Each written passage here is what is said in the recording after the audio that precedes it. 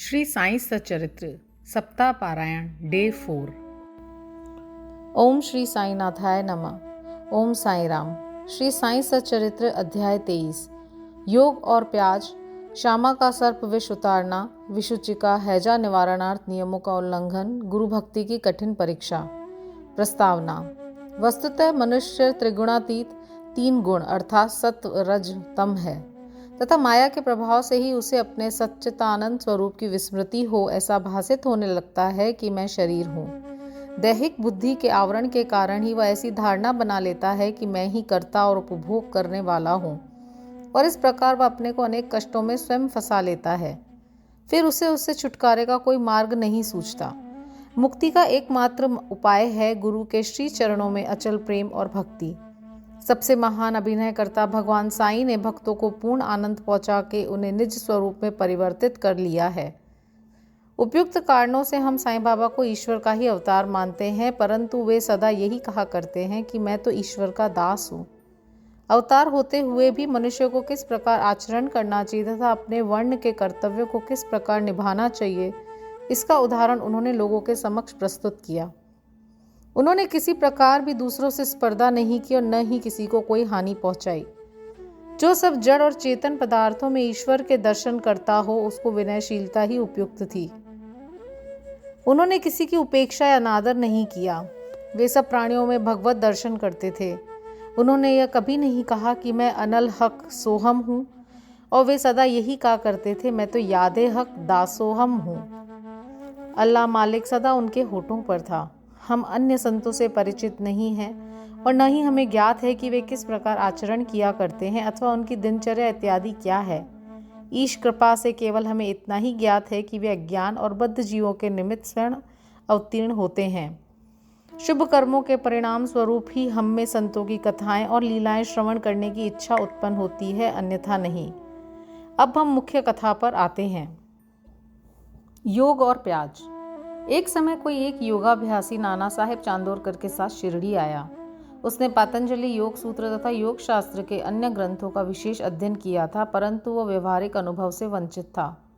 मन एकाग्र न हो सकने के कारण वह थोड़े समय के लिए भी समाधि न लगा सकता था।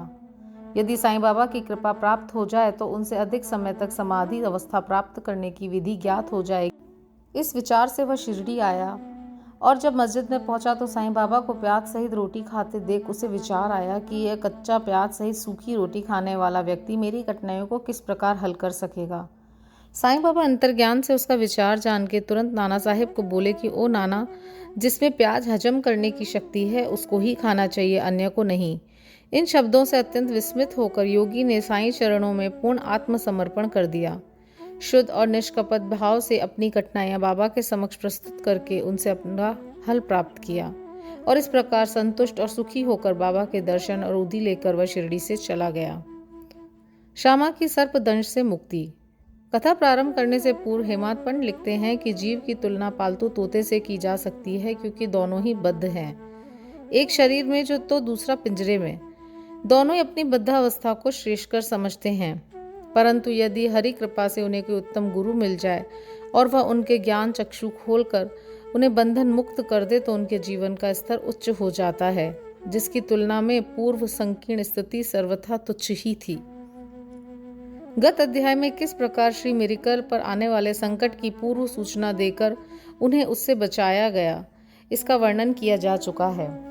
पाठक वृंद अब उस प्रकार एक और कथा का श्रवण करें। एक बार श्यामा को विषधर सर्प ने उसके हाथ की उंगली में काट दिया। समस्त शरीर में विष का प्रसार हो जाने के कारण वह अत्यंत कष्ट का अनुभव करके क्रंदन करने लगे कि अब मेरा अंतकाल समीप आ गया है। उनके इष्ट मित्र उन्हें भगवान विठोबा के पास ले जाना चाहते थे, जहां इस प्रकार की समस्त पीड़ाओं की योग्य चिकित्सा होती है, परंतु श्यामा मस्जिद की ओर ही दौड़े अपने विठोबा श्री साईं बाबा के पास।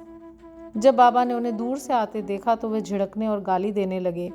वे क्रोधित होकर बोले, अरे ओ नादान कृतघ्न बमन, ऊपर मत चढ़, सावधान यदि ऐसा किया तो।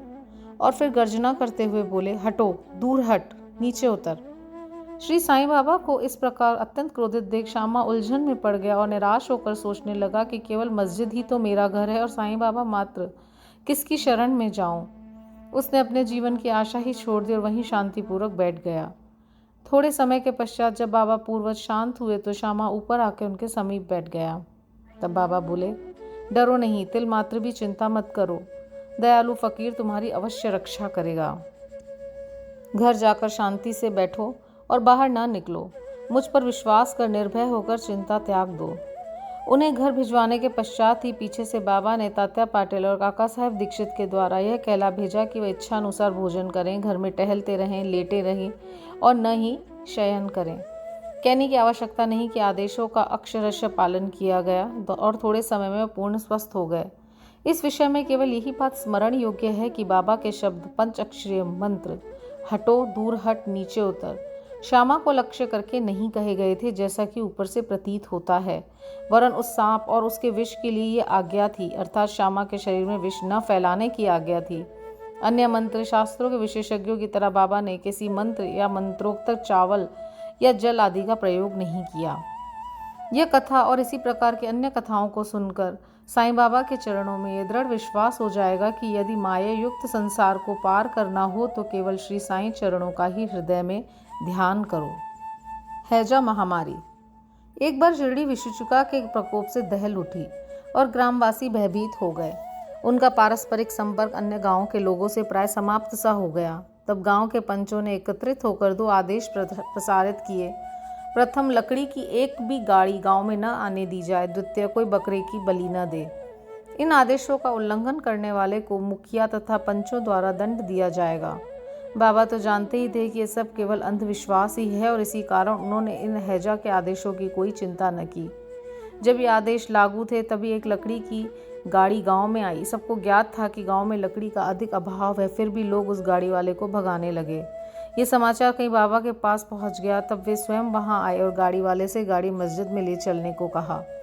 बाबा के विरुद्ध कोई चू चपाट तक भी न कर सका। यथार्थ में उन्हें धूनी के लिए लकड़ियों की अत्यंत आवश्यकता थी और इसलिए उन्होंने ये गाड़ी मोल ले ली। एक महान अग्निहोत्र की तरह उन्होंने जीवन भर धूनी को चैतन्य रखा। बाबा की धूनी दिन रात प्रज्वलित रहती थी और इसलिए वे लकड़ियां एकत्रित करते थे। बाबा का घर अर्थात मस्जिद सबके लिए सदैव खुली थी। उसमें किसी ताले चाबी की आवश्यकता न थी। गांव के गरीब आदमी अपने उपयोग के लिए उसमें से लकड़ियां निकाल भी ले जाया करते थे, परंतु बाबा ने इस पर कोई आपत्ति न की। बाबा तो संपूर्ण विश्व को ईश्वर से ओतप्रोत देखते थे, इसलिए उनमें किसी के प्रति घृणा या शत्रुता की भावना न थी। पूर्ण विरक्त होते हुए भी उन्होंने एक साधारण गृहस्थ का सा उदाहरण लोगों के समस्त प्रस्तुत किया। गुरु भक्ति की कठिन परीक्षा। अब देखिए दूसरे आदेश की भी बाबा ने क्या दुर्दशा की। यह आदेश लागू रहते समय कोई मस्जिद में एक बकरा बलि देने को लाया। वह अत्यंत दुर्बल, बूढ़ा और मरने ही वाला था। उस समय मालेगांव के फकीर पीर मोहम्मद उर्फ बड़े बाबा भी उनके समीप ही खड़े थे। बाबा ने उन्हें बकरा काटकर बलि चढ़ाने को कहा। श्री साईं बाबा बड़े बाबा का आदर किया करते थे। इस कारण वे सदैव उनके दाहिनी ओर ही बैठा करते थे। सबसे पहले वे ही चिल्लम पीते और फिर बाबा को देते, बाद में अन्य भक्तों को। जब दोपहर को भोजन परोस दिया जाता तब बाबा बड़े बाबा को आदरपूर्वक बुलाकर अपने दाहिनी ओर बिठाते और तब सब भोजन करते। बाबा के पास जो दक्षिणा एकत्रित होती उसमें से 50 रुपये प्रतिदिन वे बड़े बाबा को दे दिया करते थे। जब वे लौटते तो बाबा भी उनके साथ 100 कदम जाया करते थे। उनका इतना आदर होते हुए भी जब बाबा ने उनसे बकरा काटने को कहा तो उन्होंने अस्वीकार कर स्पष्ट शब्दों में कह दिया कि बलि चढ़ाना व्यर्थ ही है। तब बाबा ने श्यामा से बकरे की बलि के लिए कहा। वे राधा कृष्ण माई के घर जाकर एक चाकू ले आए और उसे बाबा के सामने रख दिया। राधा कृष्ण माई को जब कारण का पता चला तो उन्होंने चाकू वापस मंगवा लिया। अब श्यामा दूसरा चाकू लाने के लिए गए किंतु बड़ी देर तक मस्जिद में न लौटे। तब काका साहब दीक्षित की बारी आई। वह सोना सच्चा तो था परंतु उसको कसौटी पे कसना भी अत्यंत आवश्यक था।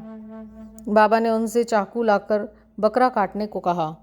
वे साठेवाड़े से एक चाकू ले और बाबा की आज्ञा मिलते ही काटने को तैयार हो गए। उन्होंने पवित्र ब्राह्मण वंश में जन्म लिया था और अपने जीवन में वे बलि कृत्य जानते ही न थे। यद्यपि हिंसा करना निंदनीय है, फिर भी बकरा काटने के लिए वे उद्यत हो गए। सब लोगों को आश्चर्य था कि बड़े बाबा एक यवन होते हुए भी बकरा काटने को सहमत नहीं है और एक सनातन ब्राह्मण बकरे की बलि देने की तैयारी कर रहा है। उन्होंने अपनी धोती ऊपर चढ़ा, फेटा कस लिया और चाकू लेकर हाथ ऊपर उठाकर बाबा के अंतिम आज्ञा की प्रतीक्षा करने लगे। बाबा बोले, अब विचार क्या कर रहे हो? ठीक है, मारो। जब उनका हाथ नीचे आने ही वाला था तब बाबा बोले, ठहरो, तुम कितने दुष्ट हो, ब्राह्मण होके तुम बकरे की बलि दे रहे हो। काका साहब चाकू नीचे रखकर बाबा से बोले, आपकी आज्ञा ही हमारे लिए सब कुछ है, हमें अन्य आदेशों से क्या।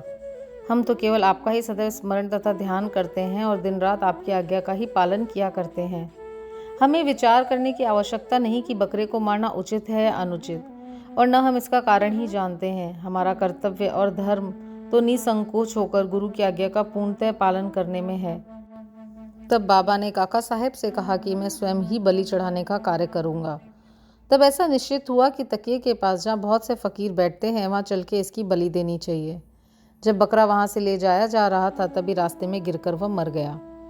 भक्तों के प्रकार का वर्णन कर श्री हेमाद पंडित अध्याय समाप्त करते हैं। भक्त 3 प्रकार के हैं, उत्तम, मध्यम और साधारण। प्रथम श्रेणी के भक्त वे हैं जो अपने गुरु की इच्छा पहले से ही जान के अपना कर्तव्य मानकर सेवा करते हैं। द्वितीय श्रेणी के भक्त वे हैं जो गुरु की आज्ञा मिलते ही उसका तुरंत पालन करते हैं। तृतीय श्रेणी के भक्त वे हैं जो गुरु की आज्ञा सदैव टालते हुए पग पग पर त्रुटि किया करते हैं। भक्तगण यदि अपनी जागृत बुद्धि और धैर्य धारण कर दृढ़ विश्वास स्थिर करें तो निसंदेह उनका आध्यात्मिक ध्येय उनसे अधिक दूर नहीं है। श्वासोच्छ्वास का नियंत्रण, हठ योग या अन्य कई साधनाओं की कोई आवश्यकता नहीं है।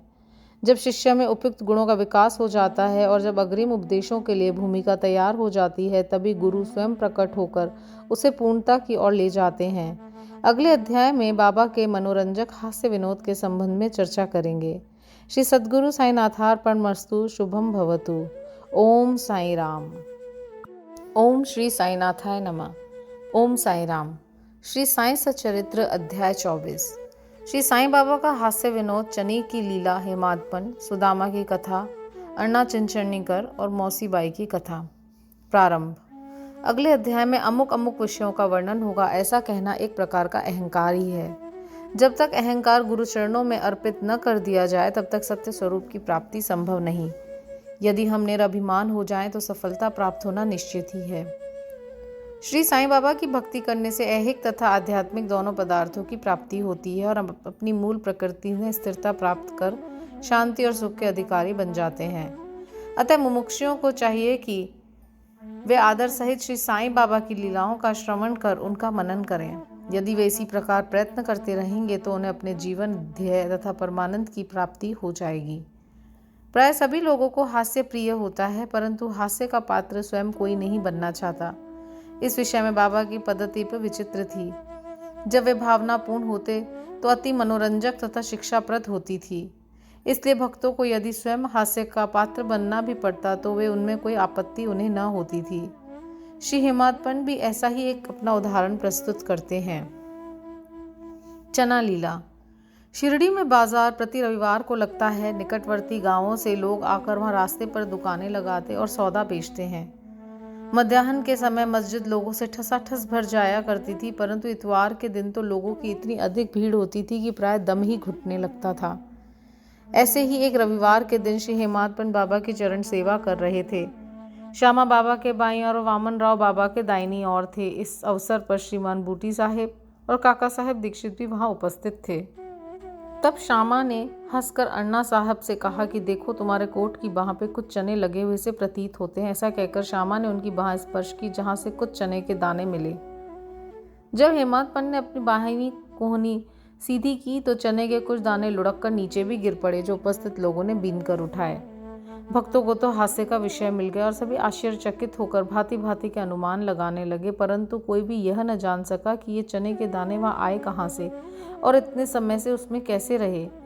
इसका संतोषप्रद उत्तर किसी के पास न था, परंतु इस रहस्य का भेद जानने को प्रत्येक उत्सुक था। तब बाबा कहने लगे कि इन महाशय अन्ना साहेब को एकांत में खाने की बुरी आदत है। आज बाजार का दिन है, ये चने चबाते हुए यहाँ आए हैं। मैं तो इनकी आदतों से भलीभांति परिचित हूँ और ये चने मेरे कथन की सत्यता के प्रमाण हैं। इसमें आश्चर्य की बात ही क्या है। हेमादपंत बोले कि बाबा, मुझे कभी भी एकांत में खाने की आदत नहीं है, फिर इस प्रकार मुझ पर दोषारोपण क्यों करते हैं। अभी तक मैंने शिरडी के बाजार के दर्शन भी नहीं किए, आज के दिन तो मैं भूल कर भी बाजार नहीं गया। फिर आप ही बताइए कि मैं ये चने कैसे खरीदता, और जब मैंने खरीदे ही नहीं तब उनके खाने की बात तो दूर की है। भोजन के समय भी जो मेरे निकट होते हैं उन्हें उनका उचित भाग दिए बिना मैं कभी ग्रहण नहीं करता। बाबा, तुम्हारा कथन सत्य है, परंतु जब तुम्हारे समीप ही कोई ना हो तो तुम या हम क्या कर सकते हैं? अच्छा बताओ, क्या भोजन करने से पूर्व तुम्हें कभी मेरी स्मृति भी आती है? क्या मैं सदैव तुम्हारे साथ नहीं हूँ? फिर क्या तुम पहले मुझे अर्पण कर कर भोजन किया करते हो? शिक्षा। इस घटना द्वारा बाबा क्या शिक्षा प्रदान कर रहे हैं, थोड़ा इस और ध्यान देने की आवश्यकता है। इसका सारांश यह है कि इंद्रियां, मन और बुद्धि द्वारा पदार्थों का रसास्वादन करने के पूर्व बाबा का स्मरण करना चाहिए। उनका स्मरण ही अर्पण की एक विधि है। इंद्रियां विषय पदार्थों की चिंता किए बिना नहीं रह सकती। इन पदार्थों को उपभोग से पूर्व ईश्वर अर्पण कर देने से उनका आसक्ति स्वभावतः नष्ट हो जाती है। इसी प्रकार समस्त इच्छाएं, क्रोध और तृष्णा आदि कुप्रवृत्तियों को प्रथम ईश्वरार्पण कर गुरु की ओर मोड़ देना चाहिए। यदि इसका नित्य अभ्यास किया जाए तो परमेश्वर तुम्हें कुवृत्तियों के दमन में सहायक होंगे। विषय के रसास्वादन के पूर्व वहाँ बाबा की उपस्थिति का ध्यान अवश्य रखना चाहिए। तब विषय उपभोग के उपयुक्त है या नहीं यह प्रश्न उपस्थित ही नहीं होगा और तब अनुचित विषय का त्याग करना ही पड़ेगा। इस प्रकार कुप्रवृत्तियाँ दूर हो जाएंगी और आचरण में सुधार होगा। इसके फलस्वरूप गुरु प्रेम में वृद्धि होकर सद्ज्ञान की प्राप्ति होगी। जब इस प्रकार ज्ञान की वृद्धि होती है तो दैहिक बुद्धि नष्ट हो चैतन्य घन में लीन हो जाती है। वस्तुतः गुरु और ईश्वर में कोई पृथकत्व नहीं है और जो भिन्न समझता है वह तो निराज्ञानी है तथा उसे ईश्वर दर्शन होना भी दुर्लभ है। इसलिए समस्त भेदभाव को भूलकर गुरु और ईश्वर को अभिन्न समझना चाहिए। इस प्रकार गुरु सेवा करने से ईश्वर कृपा प्राप्त होना निश्चित ही है। तभी वे हमारा चित्त शुद्ध कर हमें आत्मानुभूति प्रदान करेंगे। सारांश यह है कि ईश्वर और गुरु को पहले अर्पण किए बिना हमें किसी भी इंद्रिय ग्राह्य विषय का रसास्वादन न करना चाहिए। इस प्रकार अभ्यास करने से भक्ति में उत्तरोत्तर वृद्धि होगी। फिर भी श्री साईं बाबा की मनोहर सगुण मूर्ति सदैव आंखों के सम्मुख रहेगी, जिससे भक्ति, वैराग्य और मोक्ष की प्राप्ति शीघ्र हो जाएगी। ध्यान प्रगाढ़ होने से क्षुधा और संसार के अस्तित्व की विस्मृति हो जाएगी और सांसारिक विषयों का आकर्षण स्वतः नष्ट होकर चित्त को सुख और शांति प्राप्त होगी। सुदामा की कथा। उपयुक्त घटना का वर्णन करते करते हेमादपन को इसी प्रकार की सुदामा की कथा याद आई, जो ऊपर वर्णित नियमों की पुष्टि करती है। श्री कृष्ण अपने ज्येष्ठ भ्राता बलराम तथा अपने एक सहपाठी सुदामा के साथ संदीपनी ऋषि के आश्रम में रहकर विद्या अध्ययन किया करते थे। एक बार कृष्ण और बलराम लकड़ियां लाने के लिए वन गए।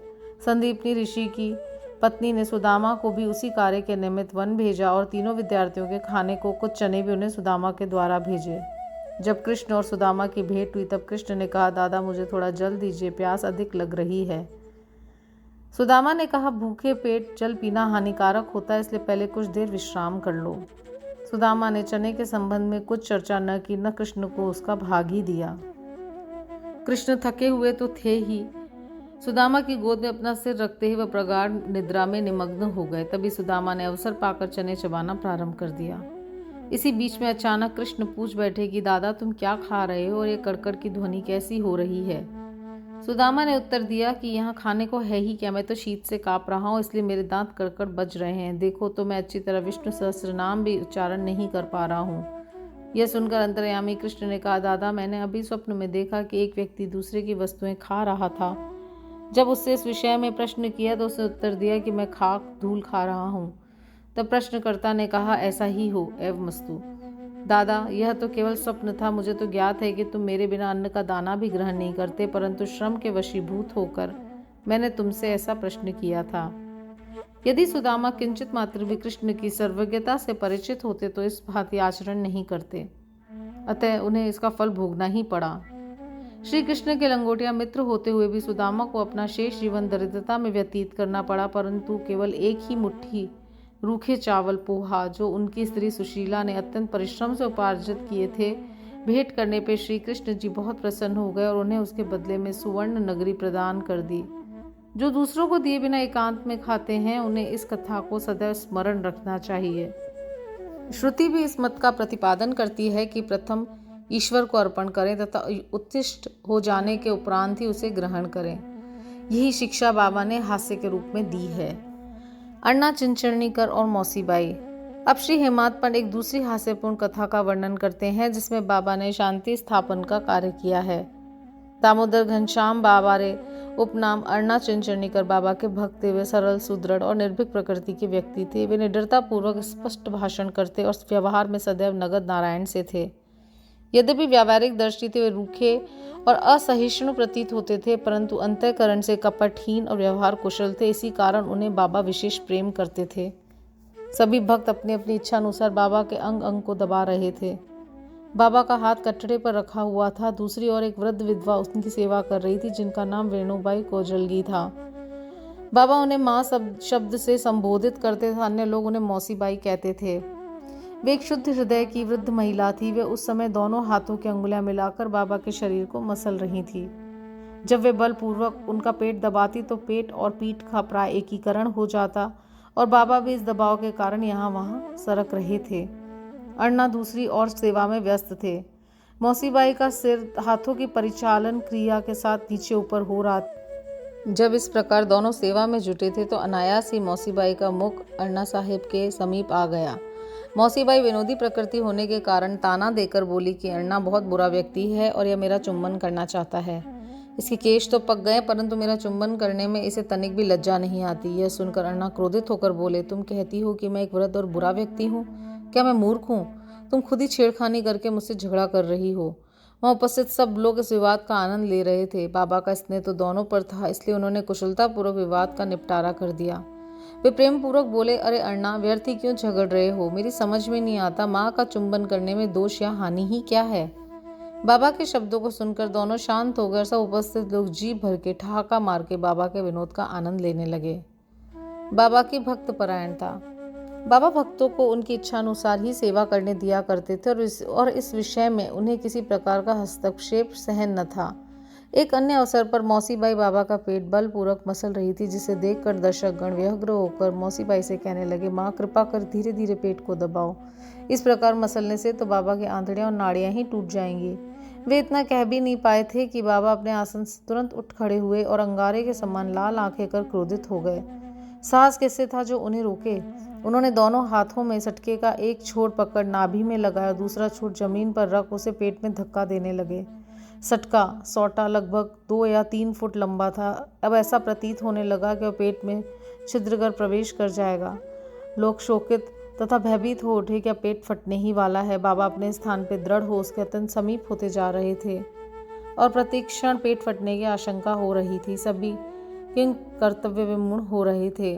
वे आश्चर्यचकित और भयभीत हो ऐसे खड़े थे मानो गूंगों का समुदाय हो। यथार्थ में भक्तगण का संकेत मौसीबाई को केवल इतना ही कहना था कि सहज रीति से वे सेवा शुश्रूषा करें। किसी की इच्छा बाबा को कष्ट पहुंचाने की ना थी। भक्तों ने तो यह कार्यगल सद्भावना से प्रेरित होकर ही किया था, परंतु बाबा तो अपने कार्य में किसी का हस्तक्षेप कर्ण मात्र भी न होने देना चाहते थे। भक्तों को तो आश्चर्य हो रहा था कि शुभ भावनाओं से प्रेरित कार्य दुर्गति में परिणत हो गया और वे केवल दर्शक बने रहने के अतिरिक्त कर ही क्या सकते थे। भाग्यवश बाबा का क्रोध शांत हो गया और सटका छोड़कर वे पुनः आसन पर विराजमान हो गए। इस घटना से भक्तों ने शिक्षा ग्रहण की कि अब दूसरों के कार्य में कभी भी हस्तक्षेप न करेंगे और सबको उसकी इच्छा अनुसार ही बाबा की सेवा करने देंगे। केवल बाबा ही सेवा का मूल्य आंकने में समर्थ थे। श्री सद्गुरु साईनाथार्पणमस्तु। शुभम भवतु। ओम साई राम। ओम श्री साईनाथाय नमः। ओम साई राम। श्री साई सच्चरित्र अध्याय 25। दामू अन्ना कासार, अहमदनगर के रुई और अनाज के सौदे, आम्र लीला, प्रार्थना। प्राकथन। जो अकारण ही सभी पर दया करते हैं तथा समस्त प्राणियों के जीवन के आश्रयदाता हैं, जो पर ब्रह्म के पूर्ण अवतार हैं, ऐसे अहेतुक दया सिंधु और महान योगी राज के चरणों में साष्टांग प्रणाम कर अब हम यह अध्याय आरंभ करते हैं। श्री साईं की जय हो। वे संत चूड़ामणि, समस्त शुभ कार्यों के उद्गम स्थान और हमारे आत्माराम तथा भक्तों के आश्रयदाता हैं। हम उन साईनाथ की चरण वंदना करते हैं जिन्होंने अपने जीवन का अंतिम ध्येय प्राप्त कर लिया है। श्री साईं बाबा अनिर्वचनीय प्रेम स्वरूप हैं। हमें तो केवल उनके चरण कमलों में दृढ़ भक्ति ही रखनी चाहिए। जब भक्त का विश्वास दृढ़ और भक्ति परिपक्व हो जाती है तो उसका मनोरथ भी शीघ्र ही सफल हो जाता है। जब हेमाद पंत को साईं सच्चरित्र तथा साईं लीलाओं के रचने की तीव्र उत्कंठा हुई तो बाबा ने तुरंत ही वह पूर्ण कर दी। जब उन्हें स्मृति पत्र, नोट्स इत्यादि रखने की आज्ञा हुई तो हेमात्पन में स्फूर्ति, बुद्धिमत्ता, शक्ति तथा कार्य करने की क्षमता स्वयं ही आ गई। वे कहते हैं कि मैं इस कार्य के सर्वदा अयोग्य होते हुए भी श्री साईं के शुभ आशीर्वाद से इस कठिन कार्य को पूर्ण करने में समर्थ हो सका। फलस्वरूप यह ग्रंथ श्री साईं सच्चरित्र आप लोगों को उपलब्ध हो सका, जो एक निर्मल स्रोत या चंद्रकांत मणि के ही सदृश है, जिसमें से सदैव साईं लीला रूपी अमृत झरा करता है, ताकि पाठकगण जी भर के उसका पान करें। जब भक्त पूर्ण अंतःकरण से श्री साईं बाबा की भक्ति करने लगता है तो बाबा उसके समस्त कष्टों और दुर्भाग्यों को दूर कर स्वयं उसकी रक्षा करने लगते हैं। अहमदनगर के श्री दामोदर सावल राम रास ने कासार की निम्नलिखित कथा उपर्युक्त कथन की पुष्टि करती है। दामू अण्णा। पाठकों को स्मरण होगा कि इस महाशय का प्रसंग 6वें अध्याय में शिरडी के रामनवमी उत्सव के प्रसंग में आ चुका है। ये लगभग सन 1895 में शिरडी पधारे थे, जबकि रामनवमी उत्सव का प्रारंभ ही हुआ था और उसी समय से वे एक जरीदार बढ़िया ध्वज इस अवसर पर भेंट करते तथा वहां एकत्रित गरीब भिक्षुकों को भोजन आदि कराया करते थे। दामू अण्णा के सौदे। नंबर 1, रुई का सौदा। दामू अण्णा को बंबई से उनके एक मित्र ने लिखा कि वह उनके साथ साझेदारी में रुई का सौदा करना चाहते हैं, जिसमें लगभग 2 लाख रुपयों का लाभ होने की आशा है। सन 1936 में नरसिंह स्वामी को दिए गए एक वक्तव्य में दामू अण्णा ने बतलाया कि रुई के सौदे का यह प्रस्ताव बंबई के एक दलाल ने उनसे किया था, जो कि साझेदारी से हाथ खींचकर मुझ पर ही सारा भार छोड़ने वाला था। भक्तों के अनुभव भाग 11 पृष्ठ 75 के अनुसार दलाल ने लिखा था कि धंधा अति उत्तम है और हानि की कोई आशंका नहीं। ऐसे स्वर्णिम अवसर को हाथ से न खोना चाहिए। दामू अण्णा के मन में नाना प्रकार के संकल्प विकल्प उठ रहे थे, परंतु स्वयं कोई निर्णय करने का साहस वे न कर सके। उन्होंने इस विषय में कुछ विचार तो अवश्य कर लिया, परंतु बाबा के भक्त होने के कारण पूर्ण विवरण सहित एक पत्र श्यामा को दूसरे ही दिन भेज दिया, जो कि श्यामा को मिल भी गया, जिसे दोपहर के समय मस्जिद में जाकर उन्होंने बाबा के समक्ष रख दिया। श्यामा से बाबा ने पत्र के संबंध में पूछताछ की। उत्तर में श्यामा ने कहा कि अहमदनगर के दामू अण्णा कासार आपसे कुछ आज्ञा प्राप्त करने की प्रार्थना कर रहे हैं। बाबा ने पूछा कि वह इस पत्र में क्या लिख रहा है और उसने क्या योजना बनाई है। मुझे तो ऐसा प्रतीत होता है कि वह आकाश को छूना चाहता है। उसे जो कुछ भी भगवत कृपा से प्राप्त है वह उससे संतुष्ट नहीं है। अच्छा, पत्र पढ़कर सुनाओ। श्यामा ने कहा, जो कुछ आपने अभी कहा वही तो पत्र में भी लिखा है। हे देवा, आप यहाँ शांत और स्थिर बैठे रहकर भी भक्तों को उद्विग्न कर देते हैं, और जब वे अशांत हो जाते हैं तो आप उन्हें आकर्षित कर किसी को प्रत्यक्ष तो किसी को पत्रों द्वारा यहाँ खींच लेते हैं। जब आपको पत्र का आशय विदित ही है तो फिर मुझे पत्र पढ़ने को क्यों विवश कर रहे हैं। बाबा कहने लगे कि श्यामा, तुम तो पत्र पढ़ो, मैं तो ऐसे ही अनाप शनाप बकता हूँ, मुझ पर कौन विश्वास करता है। तब श्यामा ने पत्र पढ़ा और बाबा उसे ध्यानपूर्वक सुनकर चिंतित हो कहने लगे कि मुझे ऐसा प्रतीत होता है सेठ दामू अण्णा पागल हो गया है। उसे लिख दो कि उसके घर किसी वस्तु का अभाव नहीं है, इसलिए उसे आधी रोटी में ही संतोष कर लाखों के चक्कर से दूर रहना चाहिए। श्यामा ने उत्तर लिखकर भेज दिया, जिसकी प्रतीक्षा उत्सुकता पूर्वक दामू अण्णा कर रहे थे। पत्र पढ़ते ही लाखों रुपयों के लाभ होने की उनकी आशा पर पानी फिर गया। उन्हें उस समय ऐसा विचार आया कि बाबा से परामर्श कर उन्होंने भूल की है, परंतु श्यामा ने पत्र में संकेत कर दिया था कि देखने और सुनने में फर्क हुआ करता है, इसलिए श्रेष्ठकर तो यही होगा कि स्वयं शिरडी आकर बाबा की आज्ञा प्राप्त करो। बाबा से स्वयं अनुमति लेना उचित समझ के वे शिरडी आए। बाबा के दर्शन कर उन्होंने चरण सेवा की, परंतु बाबा के सम्मुख सौदे वाली बात करने का साहस वे न कर सके। उन्होंने संकल्प किया कि यदि उन्होंने कृपा कर दी तो इस सौदे में से कुछ लाभांश उन्हें भी अर्पण कर दूंगा। यद्यपि यह विचार दामू अण्णा बड़ी गुप्त रीति से अपने मन में कह रहे थे, तो भी त्रिकालदर्शी बाबा से क्या छिपा रह सकता था। बालक तो मिष्ठान मांगता है, परंतु उसकी माँ उसे कड़वी औषधि देती है, क्योंकि मिठाई स्वास्थ्य के लिए हानिकारक होती है, और इस कारण वह बालक के कल्याणार्थ उसे समझा बुझाकर कड़वी औषधि पिला दिया करती है। बाबा एक दयालु माँ के समान थे। वे अपने भक्तों को वर्तमान और भविष्य जानते थे, इसलिए उन्होंने दामू अण्णा के मन की बात जानकर कहा कि बापू, मैं अपने कोई सांसारिक झंझटों पे फंसना नहीं चाहता। बाबा की अस्वीकृति जानकर दामू अण्णा ने विचार त्याग दिया। नंबर 2, अनाज का सौदा। तब उन्होंने अनाज, गेहूँ, चावल आदि अन्य वस्तुओं का धंधा आरंभ करने का विचार किया। बाबा ने इस विचार को भी समझकर उनसे कहा कि तुम रुपए का 5 शेर खरीदोगे और 7 शेर को बेचोगे, इसलिए उन्हें इस धंधे का विचार त्यागना पड़ा। कुछ समय तक तो अनाजों का भाव चढ़ता ही गया और ऐसा प्रतीत होने लगा कि संभव है बाबा की भविष्यवाणी सत्य न निकले। परंतु 2-1 मास के पश्चात सब स्थानों में पर्याप्त वृष्टि हुई, जिसके फलस्वरूप भाव अचानक ही गिर गए और जिन लोगों ने अनाज संग्रह कर लिया था उन्हें यथेष्ट हानि उठानी पड़ी। पर दामू अण्णा इस विपत्ति से बच गए। यह कहना व्यर्थ न होगा कि रुई का सौदा जो कि उस दलाल ने अन्य व्यापारी की साझेदारी में किया था, उसमें उसे अधिक हानि हुई। बाबा ने उन्हें बड़ी विपत्तियों से बचा लिया। यह देखकर दामू अण्णा का साईं चरणों में विश्वास दृढ़ हो गया और वे जीवन पर्यंत बाबा के सच्चे भक्त बने रहे। आम्र लीला। एक बार गोवा के मामलतदार ने, जिनका नाम राले था, लगभग 300 आमों का एक पार्सल श्यामा के नाम शिरडी भेजा। पार्सल खोलने पर प्राय सभी आम अच्छे निकले। भक्तों में उनके वितरण का कार्य श्यामा को सौंपा गया। उनमें से बाबा ने 4 आम दामू अण्णा के लिए पृथक निकाल के रख लिए। दामू अण्णा की 3 स्त्रियां थीं, परंतु अपने दिए वक्तव्य में उन्होंने बतलाया कि उनकी केवल 2 ही स्त्रियां थीं। वे संतानहीन थे। इस कारण उन्होंने अनेक ज्योतिषियों से इसका समाधान कराया और स्वयं भी ज्योतिष शास्त्र थोड़ा सा अध्ययन कर ज्ञात कर लिया था कि जन्म कुंडली में एक पाप ग्रह स्थित होने के कारण इस जीवन में उन्हें संतान का मुख देखने का कोई योग नहीं है। परंतु बाबा के प्रति तो उनकी अटल श्रद्धा थी। पार्सल मिलने के 2 घंटे पश्चात वे पूजनार्थ मस्जिद में आए। उन्हें देखकर बाबा कहने लगे, लोग आमों के लिए चक्कर काट रहे हैं, परंतु ये 2 दामू के हैं। जिसके हैं उसी को खाने दो और मरने दो। इन शब्दों को सुन दामू अण्णा के हृदय पर वज्रघात सा हुआ, परंतु महालसापति शिरडी के एक भक्त ने उन्हें समझाया कि इस मृत्यु शब्द का अर्थ अहंकार के विनाश से है और बाबा के चरणों की कृपा से तो वह आशीर्वाद स्वरूप हैं। तब वे आम खाने को तैयार हो गए। इस पर बाबा ने कहा कि ये तुम न खाओ, उन्हें अपनी छोटी स्त्री को खाने दो। इन आमों के प्रभाव से उसे 4 पुत्र और 4 पुत्रियां उत्पन्न होगी। ये आज्ञा शिरोधार्य कर उन्होंने वे आम ले जाकर अपनी छोटी स्त्री को दिए। धन्य है श्री साईं बाबा की लीला, जिन्होंने भाग्य विधाता पलट कर उन्हें संतान सुख दिया। बाबा की स्वेच्छा से दिए वचन सत्य हुए, ज्योतिषों के नहीं।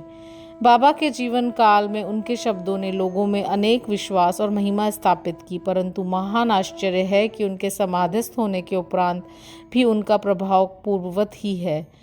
बाबा ने कहा कि मुझ पर पूर्ण विश्वास रखो। यद्यपि मैं देह त्याग भी कर दूंगा, परंतु फिर भी मेरी अस्थियां आशा और विश्वास का संचार करती रहेंगी। केवल मैं ही नहीं, मेरी समाधि भी वार्तालाप करेगी, चलेगी, फिरेगी और उन्हें आशा का संदेश पहुंचाती रहेगी, जो अनन्य भाव से मेरे शरणागत होंगे। निराश न होना कि मैं तुमसे विदा हो जाऊंगा। तुम सदैव मेरी अस्थियों को भक्तों के कल्याणार्थ ही चिंतित पाओगे। यदि मेरा निरंतर स्मरण और मुझ पर दृढ़ विश्वास रखोगे तो तुम्हें अधिक लाभ होगा। प्रार्थना। एक प्रार्थना कर हेमाद पंडे अध्याय समाप्त करते हैं। हे साईं सद्गुरु, हमारी आपसे प्रार्थना है कि आपके अभय चरणों की हमें कभी विस्मृति ना हो। आपके श्री चरण कभी भी हमारी दृष्टि से ओझल ना हो। हम इस जन्म मृत्यु के चक्र से इस संसार में अधिक दुखी हैं। अब दया कर इस चक्र से हमारा शीघ्र उद्धार कर दो।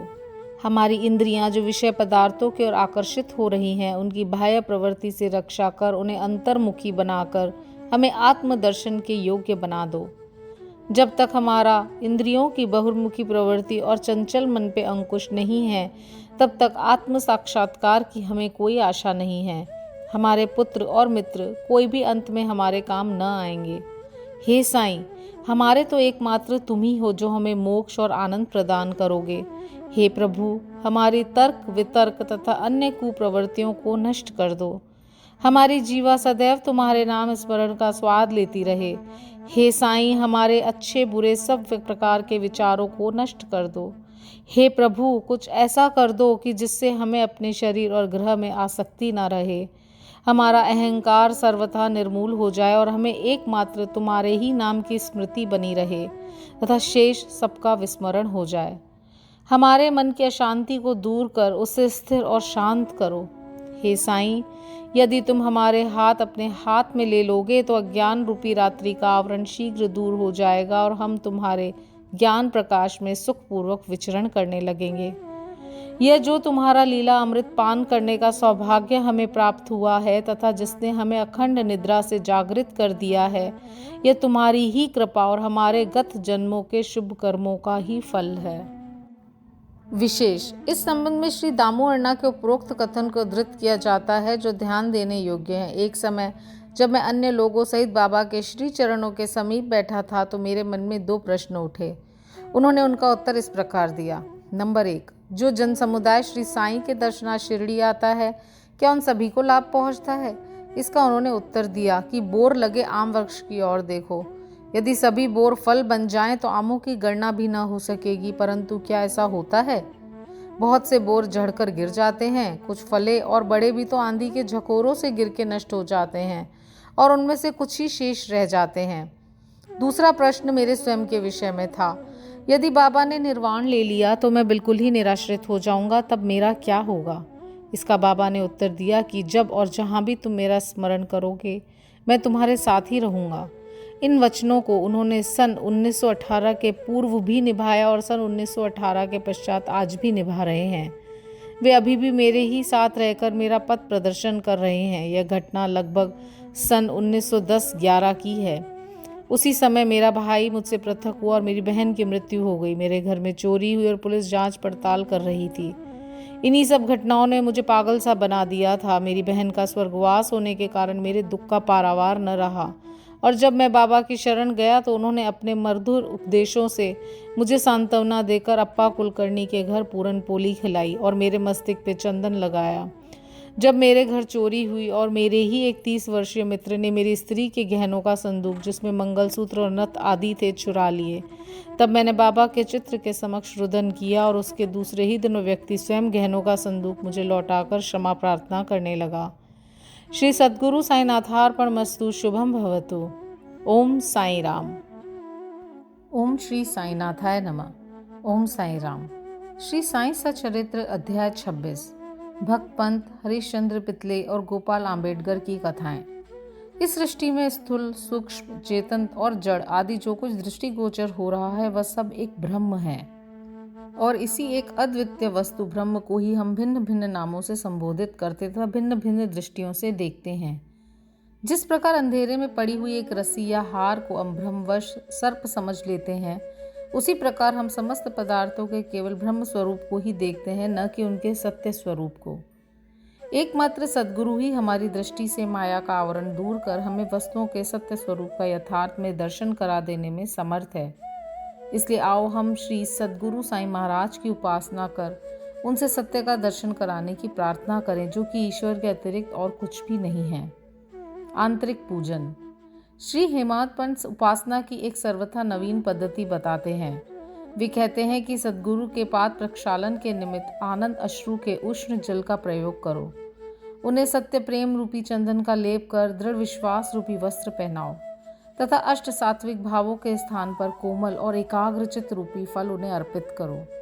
भाव रूपी बुक्का उनके श्री मस्तक पे लगा भक्ति की कछनी बांध अपना मस्तक उनके चरणों पे रखो। इस प्रकार श्री साईं को समस्त आभूषणों से विभूषित कर उन्हें अपना सर्वस्व निछावर कर दो। उष्णता दूर करने के लिए भाव की सदा चंवर झुलाओ। इस प्रकार आनंददायक पूजन कर उनसे प्रार्थना करो। हे प्रभु साईं, हमारी प्रवृत्ति अंतर्मुखी बना दो, सत्य और असत्य का विवेक दो तथा सांसारिक पदार्थों से आसक्ति दूर कर हमें आत्म अनुभूति प्रदान करो। हम अपनी काया और प्राण आपके श्री चरणों में अर्पित करते हैं। हे प्रभु साईं, मेरे नेत्रों को तुम अपने नेत्र बना लो ताकि हमें सुख और दुख का अनुभव ही ना हो। हे साईं, मेरे शरीर और मन को तुम अपनी इच्छा अनुकूल चलने दो तथा मेरे चंचल मन को अपने चरणों की शीतल छाया में विश्राम करने दो। भक्त पंत। एक समय एक भक्त जिनका नाम पंत था और जो एक अन्य सद्गुरु के शिष्य थे, उन्हें शिरडी पधारने का सौभाग्य प्राप्त हुआ। उनकी शिरडी आने की इच्छा तो न थी, परंतु मेरे मन कछु और है, विधाता के कुछ और वाली कहावत चरितार्थ हुई। वे पश्चिम रेलवे द्वारा यात्रा कर रहे थे, जहां उनके बहुत से मित्र व संबंधियों से अचानक उनकी भेंट हो गई, जो कि शिरडी यात्रा को जा रहे थे। उन लोगों ने उनसे शिरडी तक का साथ चलने का प्रस्ताव किया। पंत ये प्रस्ताव अस्वीकार न कर सके, तब वे सब लोग बंबई में उतरे और इसी बीच पंत विरार में उत्तर अपने सद्गुरु से शिरडी प्रस्थान करने की अनुमति लेकर तथा आवश्यक खर्च आदि का प्रबंध कर सब लोगों के साथ रवाना हो गए। वे प्रातःकाल वहां पहुंच गए और लगभग 11 बजे मस्जिद को गए। वहां पूजनार्थ भक्तों का एकत्रित समुदाय देख सबको अति प्रसन्नता हुई, परंतु पंत को अचानक ही मूर्छा आ गई और वे बेसुध होकर वहीं गिर पड़े।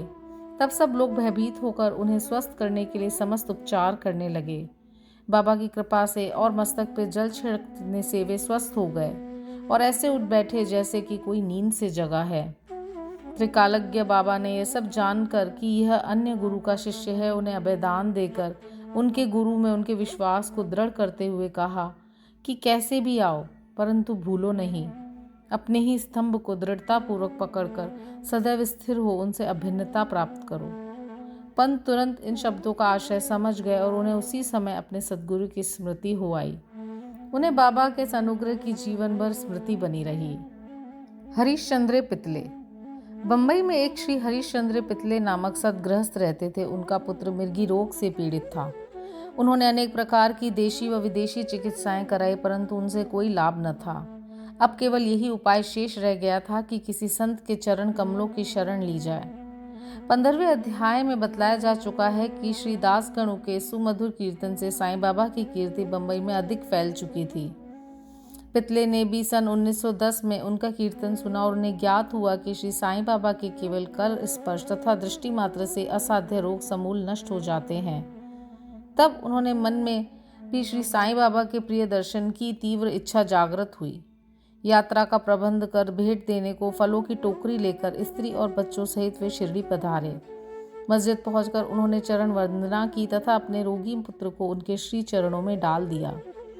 बाबा की दृष्टि उस पर पड़ते ही उसमें एक विचित्र परिवर्तन हो गया। बच्चे ने आंखें फेर दी और बेसुध होकर गिर पड़ा। उसके मुंह से झाग निकलने लगी तथा शरीर पसीने से भीग गया और ऐसी आशंका होने लगी कि अब उसके प्राण निकलने ही वाले हैं। यह देखकर उसके माता पिता अत्यंत निराश होकर घबराने लगे। बच्चे को बहुधा थोड़ी मूर्छा तो अवश्य आ जाया करती थी, परंतु यह मूर्छा दीर्घ काल तक रही। माता की आंखों से आंसुओं की धाराएं बह रही थी। वह दुख ग्रसित हो आर्तनाद करने लगी कि मैं ऐसी स्थिति में हूँ जैसे कि एक व्यक्ति चोरों के डर से भागकर किसी घर में प्रविष्ट हो जाए और वह घर ही उसके ऊपर गिर पड़े, या एक भक्त मंदिर में पूजन के लिए जाए और वह मंदिर ही उसके ऊपर गिर पड़े, या एक गाय शेर के डर से भागकर किसी कसाई के हाथ लग जाए, या एक स्त्री सूर्य के ताप से व्यथित होकर वृक्ष की छाया में जाए और वृक्ष ही उसके ऊपर गिर पड़े। तब बाबा ने सांत्वना देते हुए कहा, इस प्रकार प्रलाप न कर धैर्य धारण करो। बच्चे को अपने निवास स्थान पर ले जाओ, वह आधे घंटे के पश्चात होश में आ जाएगा। तब उन्होंने बाबा के आदेश का तुरंत पालन किया। बाबा के वचन सत्य निकले। जैसे उसे वाड़े में लाया गया, बच्चा स्वस्थ हो गया और पितले परिवार, पति पत्नी व अन्य सब लोगों को महान हर्ष हुआ तथा उनका संदेह दूर हो गया। श्री पितले अपनी धर्म पत्नी सहित बाबा के दर्शनों को आए और अति विनम्र होकर आदर पूर्वक चरण वंदना कर पाद सेवन करने लगे। मन ही मन में बाबा के धन्यवाद दे रहे थे। तब बाबा ने मुस्कुरा कर कहा कि क्या तुम्हारे समस्त विचार और शंकाएं मिट गईं? जिन्हें विश्वास और धैर्य है उनकी रक्षा श्री हरि अवश्य करेंगे। श्री पितले एक धनाढ्य व्यक्ति थे, इसलिए उन्होंने अधिक मात्रा में मिठाई बांटी और उत्तम फल तथा पान बीड़े बाबा को भेंट किए। श्रीमती पितले सात्विक वृत्ति की ही महिला थी। वे एक स्थान पर बैठकर बाबा की और प्रेम पूर्वक दृष्टि से निहारा करती थी। उनकी आंखों से प्रसन्नता के आंसू गिरते थे। उनका मृदु और सरल स्वभाव देखकर बाबा अति प्रसन्न हुए। ईश्वर के समान ही संत भी भक्तों के अधीन हैं। जो उनकी शरण में जाकर उनका अनन्य भाव से पूजन करते हैं, उनकी रक्षा संत करते हैं। शिरडी में कुछ दिन सुखपूर्वक व्यतीत कर पितले परिवार बाबा के समीप मस्जिद में गया और चरण वंदना कर शिरडी से प्रस्थान करने की अनुमति मांगी। बाबा ने उन्हें उदी देकर आशीर्वाद दिया। पितले को पास बुलाकर वे कहने लगे, बापू, पहले मैंने तुम्हें 2 रुपए दिए थे और अब मैं तुम्हें 3 रुपए देता हूँ। इन्हें अपने पूजन में रखकर नित्य इनका पूजन करो, इससे तुम्हारा कल्याण होगा। श्री पितले ने उन्हें प्रसाद स्वरूप ग्रहण कर बाबा को पुनः साष्टांग नमस्कार किया तथा आशीष के लिए प्रार्थना की। उन्हें एक विचार भी आया कि प्रथम अवसर होने के कारण मैं इसका अर्थ समझने में असमर्थ हूँ कि 2 रुपए मुझे पहले कब दिए थे। वे इस बात का स्पष्टीकरण चाहते थे, परंतु बाबा मौन ही रहे। बंबई पहुंचने में उन्होंने अपनी वृद्ध माता को शिरडी की विस्तृत वार्ता सुनाई और उन 2 रुपयों की समस्या भी उनसे कही। उनकी माता को भी पहले तो कुछ समझ में नहीं आया, परंतु पूरी तरह विचार करने पर उन्हें एक पुरातन घटना की स्मृति हो आई जिसने ये समस्या हल कर दी। उनकी वृद्ध माता कहने लगी कि जिस प्रकार तुम अपने पुत्र को लेकर श्री साईं बाबा के दर्शनार्थ गए थे, ठीक उसी प्रकार तुम्हें लेकर तुम्हारे पिता अनेक वर्षों पहले अक्कलकोटकर महाराज के दर्शनार्थ गए थे।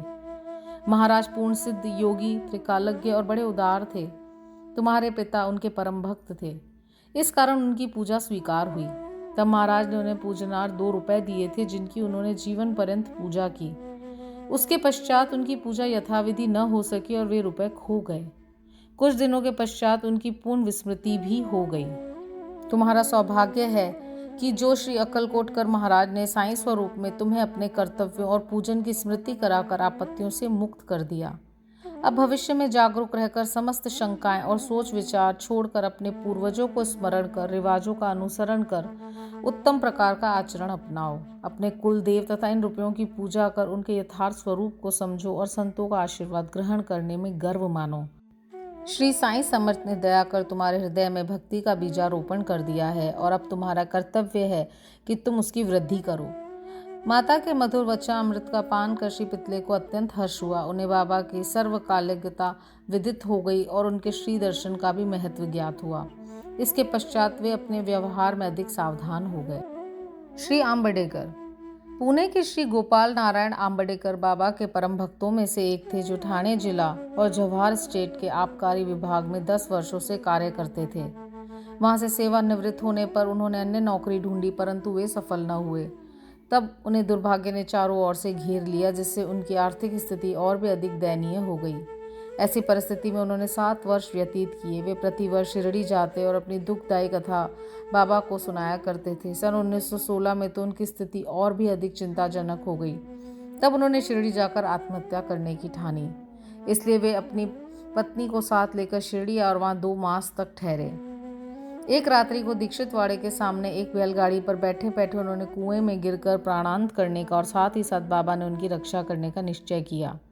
वहीं समीप एक भोजनालय के मालिक श्री सगुण मेरू नायक ठीक उसी समय बाहर आकर उनसे इस प्रकार वार्तालाप करने लगे कि क्या आपने कभी अक्कलकोट महाराज की जीवनी पढ़ी है। सगुण से पुस्तक लेकर उन्होंने पढ़ना प्रारंभ कर दिया। पुस्तक पढ़ते पढ़ते वे एक ऐसी कथा पे पहुंचे जो इस प्रकार थी। श्री अक्कलकोटकर महाराज के जीवन काल में एक व्यक्ति असाध्य रोग से पीड़ित था। जब वह किसी प्रकार भी कष्ट सहन न कर सका तो बिल्कुल निराश हो गया और एक रात्रि को कुएं में कूद पड़ा। तत्क्षण ही महाराज वहां पहुंचे और उन्होंने स्वयं अपने हाथों से उसे बाहर निकाला। वे उसे समझाने लगे कि तुम्हें अपने शुभ अशुभ कर्मों का फल अवश्य ही भोगना चाहिए। यदि भोग अपूर्ण रह गया तो पुनर्जन्म धारण करना पड़ेगा। इसलिए मृत्यु से श्रेयस्कर है कि कुछ काल तक उन्हें सहन कर पूर्ण जन्मों के कर्मों का भोग समाप्त कर सदैव के लिए मुक्त हो जाओ। यह सामयिक और उपयुक्त कथा पढ़कर आम्बेडकर को महान आश्चर्य हुआ और वे द्रवित हो गए। यदि इस कथा द्वारा उन्हें बाबा का संकेत प्राप्त न होता तो अभी तक उनका प्राणांत हो ही गया होता। बाबा की व्यापकता और दयालुता देखकर उनका विश्वास दृढ़ हो गया और वे बाबा के परम भक्त बन गए। उनके पिता श्री अक्कलकोटकर महाराज के शिष्य थे और बाबा की इच्छा भी उन्हें उन्हीं के बद्ध चिन्हों का अनुसरण कराने की थी। बाबा ने उन्हें आशीर्वाद दिया और अब उनका भाग्य चमक उठा। उन्होंने ज्योतिष शास्त्र के अध्ययन में निपुणता प्राप्त कर उसमें बहुत उन्नति कर ली और बहुत सा धन अर्जित करके अपना शेष जीवन सुख और शांतिपूर्वक व्यतीत किया। श्री सद्गुरु साईनाथार्पणमस्तु। शुभम भवतु। ओम साई राम। ओम श्री साईनाथाय नमः। ओम साई राम। श्री साईं सच्चरित्र अध्याय 27। भागवत और विष्णु सहस्त्र नाम प्रदान कर अनुग्रहित करना। गीता रहस्य। दादा साहेब खापर्डे। इस अध्याय में बतलाया गया है कि श्री साईं बाबा ने किस प्रकार धार्मिक ग्रंथों को कर स्पर्श कर अपने भक्तों को पारायण के लिए देकर अनुग्रहित किया तथा और भी अन्य घटनाओं का उल्लेख किया गया है। प्रारंभ। जन साधारण का ऐसा विश्वास है कि समुद्र में स्नान कर लेने से ही समस्त तीर्थों तथा पवित्र नदियों में स्नान करने का पुण्य प्राप्त हो जाता है। ठीक इसी प्रकार सद्गुरु के चरणों का आश्रय लेने मात्र से तीनों शक्तियों ब्रह्मा, विष्णु और महेश और परब्रह्म को नमन करने का श्रेय सहज ही प्राप्त हो जाता है। श्री सच्चिदानंद साईं महाराज तो भक्तों के लिए कल्पतरु, दया के सागर और आत्मा अनुभूति देने वाले हैं। हे साईं, तुम अपनी कथाओं के श्रवण में मेरी श्रद्धा जागृत कर दो। घनघोर वर्षा ऋतु में जिस प्रकार चातक पक्षी स्वाति नक्षत्र की केवल एक बूंद का पान कर प्रसन्न हो जाता है, उसी प्रकार अपनी कथाओं के सार सिंधु से प्रकटित एक जल कण का सहस्रांश दे दो। जिससे पाठकों और श्रोताओं के हृदय तप्त होकर प्रसन्नता से भरपूर हो जाएं। शरीर से श्वेत प्रवाहित होने लगे, आंसुओं से नेत्र परिपूर्ण हो जाए, प्राण स्थिरता पाकर चित्त एकाग्र हो जाए और पल पल पर रोमांच हो उठे। ऐसा सात्विक भाव सभी में जागृत कर दो।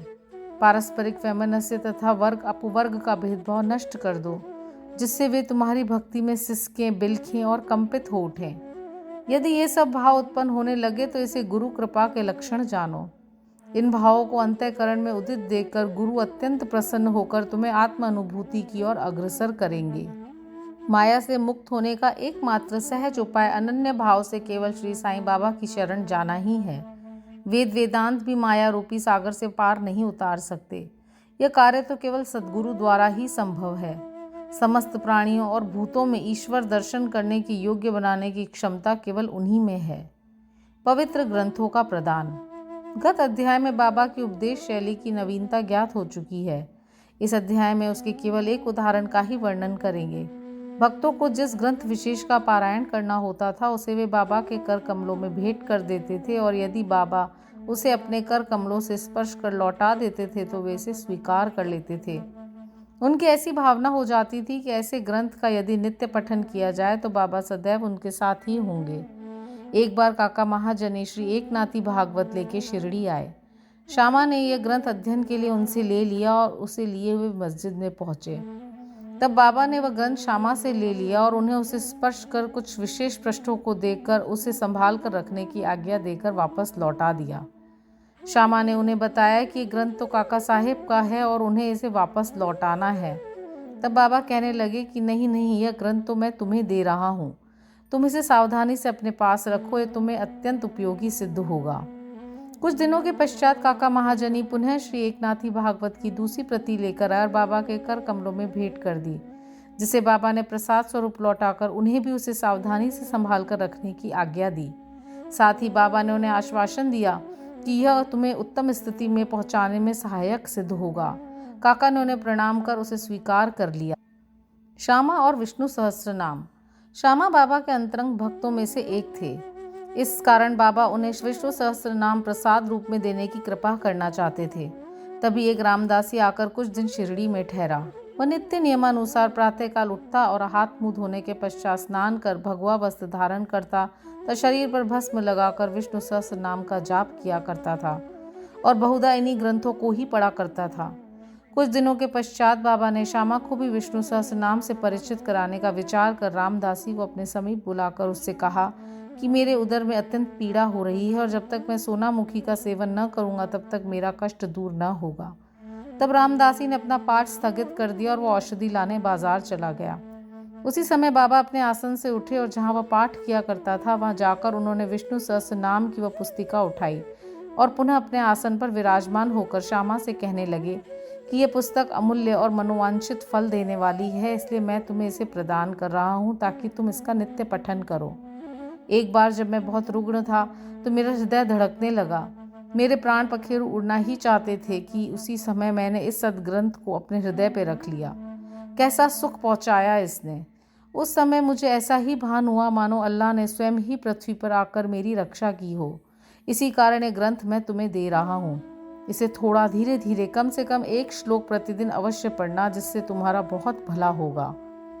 तब श्यामा कहने लगे कि मुझे इस ग्रंथ की आवश्यकता नहीं, क्योंकि इसका स्वामी रामदासी अति क्रोधी व्यक्ति है जो व्यर्थ ही अभी आकर लड़ने को तैयार हो जाएगा। अल्प शिक्षित होने के नाते मैं संस्कृत भाषा में लिखित इस ग्रंथ को पढ़ने में भी असमर्थ हूँ। और श्यामा की धारणा थी कि बाबा मेरे और रामदासी के बीच मन मुटाव करवाना चाहते हैं, इसलिए ही उन्होंने यह नाटक रचा है। बाबा का विचार उनके प्रति क्या था यह उनकी समझ में न आया। बाबा येन केन प्रकारेण विष्णु सहस्त्र नाम उनके कंठ में उतार देना चाहते थे। वे तो अपने एक अल्प शिक्षित अंतरंग भक्त को सांसारिक दुखों से मुक्त कर देना चाहते थे। ईश्वर नाम के जाप का महत्व तो सभी को विदित है, जो हमें पापों से बचाकर कुप्रवृत्तियों से हमारी रक्षा कर जन्म तथा मृत्यु के बंधन से छुड़ा देता है। यह आत्मशुद्धि के लिए एक उत्तम साधन है, जिसमें न किसी सामग्री की आवश्यकता है और न किसी नियम के बंधन की। इससे सुगम और प्रभावकारी साधन अन्य कोई नहीं। बाबा की इच्छा तो श्यामा से साधना कराने की थी, परंतु श्यामा ऐसा न चाहते थे, इसलिए बाबा ने उन पर दबाव डाला। ऐसा बहुधा सुनने में आया है कि बहुत पहले श्री एकनाथ महाराज ने भी अपने एक पड़ोसी ब्राह्मण से विष्णु सहस्रनाम का जाप करने के लिए आग्रह कर उसकी रक्षा की थी। विष्णु सहस्रनाम का जाप चित्त शुद्धि के लिए एक श्रेष्ठ तथा सरल मार्ग है, इसलिए बाबा ने श्यामा को अनुरोध पूर्वक इसे जाप में प्रवृत्त किया। रामदासी बाजार से तुरंत सोनामुखी लेकर लौट आया। अन्ना चिंचरणीकर जो वहीं उपस्थित थे प्राय पूरे नारद मुनि ही थे और उन्होंने उक्त घटना का संपूर्ण वृत्तांत रामदासी को बता दिया। रामदासी क्रोध आवेश में आकर श्यामा की ओर लपका और कहने लगा कि यह तुम्हारा ही कार्य है जो तुमने बाबा के द्वारा मुझे उधर पीड़ा के बहाने औषधि लाने भेजा। यदि तुमने पुस्तक न लौटाई तो मैं तुम्हारा सिर तोड़ दूंगा। श्यामा ने उसे शांतिपूर्वक समझाया, परंतु उनका कहना व्यर्थ ही हुआ। तब बाबा प्रेम पूर्वक बोले कि अरे रामदास, ये क्या बात है, क्यों उपद्रव कर रही हो? क्या श्यामा अपना बालक नहीं है? तुम उसे व्यर्थ क्यों झगड़ा करते हो? क्या तुम नम्र और मृदुल वाणी नहीं बोल सकते? तुम नित्य इन पवित्र ग्रंथों का पाठ किया करते हो और फिर भी तुम्हारा चित्त अशुद्ध ही है। जब तुम्हारी इच्छाएं ही तुम्हारे वश में नहीं है तो तुम रामदासी कैसे? तुम्हें तो समस्त वस्तुओं से अनासक्त वैराग्य होना चाहिए। कैसी विचित्र बात है कि तुम्हें इस पुस्तक पे इतना अधिक मोह है। सच्चे रामदासी को तो ममता त्याग कर समदर्शी होना चाहिए। तुम तो अभी बालक श्यामा से केवल एक छोटी सी पुस्तक के लिए झगड़ा कर रही हो। जाओ अपने आसन पे बैठो। पैसों से पुस्तकें तो अनेक प्राप्त हो सकती हैं, परंतु मनुष्य नहीं। उत्तम विचारक बनो, विवेकशील हो। पुस्तक का मूल्य ही क्या है और उससे श्यामा को क्या प्रयोजन? मैंने स्वयं उठाकर वह पुस्तक उसे दी थी, यह सोचकर कि तुम्हें तो यह पुस्तक पूर्णतः कंठस्थ है। श्यामा को इसके पठन से कुछ लाभ पहुंचे, इसलिए मैंने उसे दे दी। बाबा के शब्द कितने मृदु और मार्मिक तथा अमृत तुल्य हैं। इसका प्रभाव रामदासी पर पड़ा। वह चुप हो गया और फिर श्यामा से बोला कि मैं इसके बदले में पंचरत्नी गीता की एक प्रति स्वीकार कर लूँगा। तब श्यामा भी प्रसन्न होकर कहने लगे कि एक ही क्यों, मैं तो तुम्हें इसके बदले 10 प्रतियां देने को तैयार हूँ। इस प्रकार विवाद तो शांत हो गया, परंतु अब प्रश्न यह आया कि रामदासी ने पंचरत्नी गीता के लिए एक ऐसी पुस्तक जिसका उसे कभी ध्यान भी ना आया था, इसका आग्रह क्यों किया? और जो मस्जिद में हर दिन धार्मिक ग्रंथों का पाठ करता हो, वह बाबा के समक्ष इतना उत्पात करने पर क्यों उतारू हो गया? हम नहीं जानते कि इस दोष का निराकरण कैसे करें और किसे दोषी ठहराएं। हम तो केवल इतना ही जान सके हैं कि यदि इस प्रणाली का अनुसरण न किया गया होता तो विषय का महत्व और ईश्वर नाम की महिमा तथा श्यामा को विष्णु सहस्र नाम के पठन का शुभ अवसर प्राप्ति न होता। इसे यही प्रतीत होता है कि बाबा के उपदेश की शैली और उसकी क्रिया अद्वितीय है। श्यामा ने धीरे धीरे इस ग्रंथ का इतना अध्ययन कर लिया और उसे इस विषय का इतना ज्ञान हो गया कि वह श्रीमान बूटी साहेब के दामाद प्रोफेसर जी Narke MA engineering college Poona को भी उसका यथार्थ अर्थ समझाने में पूर्ण सफल हुए। गीता रहस्य। ब्रह्म विद्या अध्यात्म का जो भक्त अध्ययन करते उन्हें बाबा सदैव प्रोत्साहित करते थे। इसका एक उदाहरण है कि एक समय बापू साहेब जोग का एक पार्सल आया जिसमें श्री लोकमान्य तिलक कृत गीता भाष्य की एक प्रति थी, जिसे काख में दबाए हुए वे मस्जिद में आए। जब वे चरण वंदना के लिए झुके तो पार्सल बाबा के श्री चरणों पर गिर पड़ा। तब बाबा उनसे पूछने लगे कि इसमें क्या है। श्री जोग ने तत्काल ही पार्सल से पुस्तक निकालकर बाबा के कर कमलों में रख दी। बाबा ने थोड़ी देर उसके कुछ प्रश्न देखकर जेब से 1 रुपया निकाला और उसे पुस्तक पर रखकर जोग को लौटा दिया और कहने लगे कि इसका ध्यान पूर्वक अध्ययन करते रहो, इससे तुम्हारा कल्याण होगा। श्रीमान और श्रीमती खापर्डे। एक बार श्री दादा साहब खापर्डे सा कुटुंब शिरडी आए और कुछ मास वहीं ठहरे। उनके ठहरने के नित्य कार्यक्रम का वर्णन श्री साईं लीला पत्रिका के प्रथम भाग में प्रकाशित हुआ है। दादा कोई सामान्य व्यक्ति न थे। वे एक धनाढ्य और अमरावती बरार के सुप्रसिद्ध वकील तथा केंद्रीय धारा सभा दिल्ली के सदस्य थे। वे विद्वान और प्रवीण वक्ता भी थे। इतने गुणवान होते हुए भी उन्हें बाबा के समक्ष मुंह खोलने का साहस न होता था। अधिकांश भक्तगण तो बाबा से हर समय अपनी शंका का समाधान कर लिया करते थे। केवल 3 व्यक्ति खापर्डे, नूलकर और बूटी ही ऐसे थे जो सदैव मौन धारण किए रहते और अति विनम्र और उत्तम प्रकृति के व्यक्ति थे।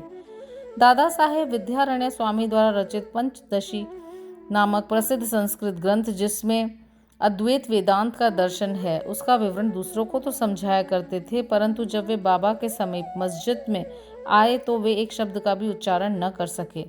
यथार्थ में कोई व्यक्ति चाहे वह जितना वेद वेदांतों में पारंगत क्यों न हो, परंतु ब्रह्म पद को पहुंचे हुए व्यक्ति के समक्ष उसका सूक्ष्म ज्ञान प्रकाश नहीं दे सकता। दादा 4 मास तथा उनकी पत्नी 7 मास वहां ठहरी। वे दोनों अपने शिरडी प्रवास से अत्यंत प्रसन्न थे। श्रीमती खापर्डे श्रद्धालु तथा पूर्ण भक्त थी, इसलिए उनका साईं चरणों में अत्यंत प्रेम था। प्रतिदिन दोपहर को वे स्वयं नैवेद्य लेकर मस्जिद को जाती और जब बाबा उसे ग्रहण कर लेते तभी वे लौटकर अपना भोजन किया करती थी।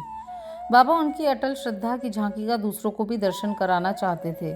एक दिन दोपहर को वो सांझा पूरी, भात, सार, खीर और अन्य भोज्य पदार्थ लेकर मस्जिद आईं। और दिनों तो भोजन प्राय घंटों तक बाबा की प्रतीक्षा में पड़ा रहता था, परंतु उस दिन वे तुरंत ही उठे और भोजन के स्थान पर आकर आसन ग्रहण कर लिया और थाली पर से कपड़ा हटाकर उन्होंने रुचिपूर्वक भोजन करना प्रारंभ कर दिया। तब श्यामा कहने लगी कि ये पक्षपात क्यों, दूसरों की थालियों पे तो आप दृष्टि तक नहीं डालते, उल्टे उन्हें फेंक देते हैं, परंतु आज इस भोजन को आप बड़ी उत्सुकता और रुचि से खा रहे हैं। आज इस बाई का भोजन आपको इतना स्वादिष्ट क्यों लगा? यह विषय तो हम लोगों के लिए एक समस्या बन गया है। तब बाबा ने इस प्रकार समझाया, सचमुच इस भोजन में एक विचित्रता है। पूर्व जन्म में यह बाई एक व्यापारी की मोटी गाय थी जो बहुत अधिक दूध देती थी। पशु योनि त्याग कर इसने एक माली के कुटुंब में जन्म लिया। उस जन्म के उपरांत फिर यह एक क्षत्रिय वंश में उत्पन्न हुई और इसका ब्याह एक व्यापारी से हो गया। इस बार एक ब्राह्मण के घर उनका जन्म हुआ। दीर्घ काल के पश्चात इनसे भेंट हुई है, इसलिए इनकी थाली में से प्रेम पूर्वक 4 ग्रास खा तो लेने दो। ऐसा कहकर बाबा ने भरपेट भोजन किया और फिर हाथ मुंह धोकर और तृप्ति की 4-5 डकारे लेकर वे अपने आसन पे पुनः विराजे। और फिर श्रीमती खापर्डे ने बाबा को नमन किया और उनके पाद सेवन करने लगी। बाबा उनसे वार्तालाप करने लगे और साथ साथ उनके हाथ भी दबाने लगे। इस प्रकार परस्पर सेवा करते देख श्यामा मुस्कुराने लगे और बोला कि देखो तो यह एक अद्भुत दृश्य है, भगवान और भक्त एक दूसरे की सेवा कर रहे हैं। उनकी सच्ची लगन देखकर बाबा अत्यंत कोमल और मृदु शब्दों में अपने श्रीमुख से कहने लगे कि अब सदैव राजा राम का जाप किया करो, और यदि तुमने इसका अभ्यास क्रमबद्ध कर लिया तो तुम्हें अपने जीवन के ध्येय की प्राप्ति हो जाएगी।